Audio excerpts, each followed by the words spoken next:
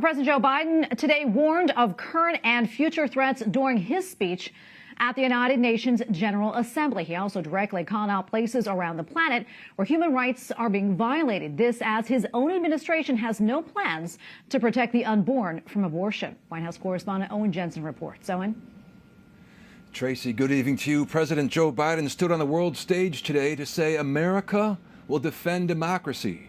And he's criticized countries like Russia for hurting peace and stability. And meanwhile, his Vice President Kamala Harris was headed off to another college.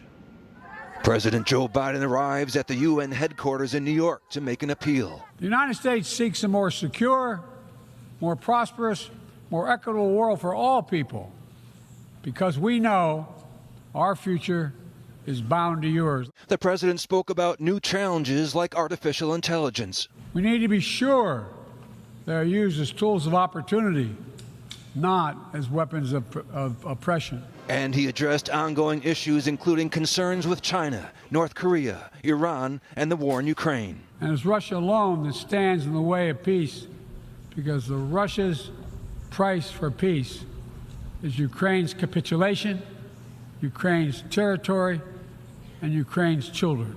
President Biden also called Russia irresponsible for shredding long-standing arms control agreements, making the entire world less safe. And he promoted the importance of human rights. We cannot turn away from abuses, whether in Xinjiang, Tehran, Darfur, or anywhere else.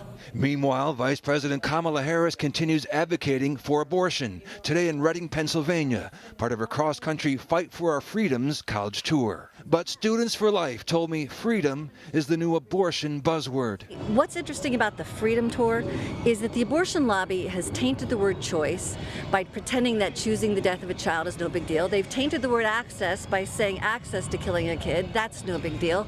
Now they're going after the word freedom. Christy Hamrick also told me in the post-Roe world, the pro-life movement cannot rest on its laurels and that there's a lot of work to do, including restoring a culture of life. The Democratic Party today is for abortion through all 9 months with taxpayer funding, violating people's conscience rights, and including infanticide. That's their position. And if that's not their position, then they need to disavow everything they've been doing for the last 5 years, because that's how they have voted consistently. And we also continue to follow the race for the White House. Former President Trump has confirmed he will skip the second Republican debate scheduled for later this month at the Reagan Library in California. Instead, the former president plans to meet with striking auto workers in Michigan. At the White House, Owen Jensen, EWTN News Nightly.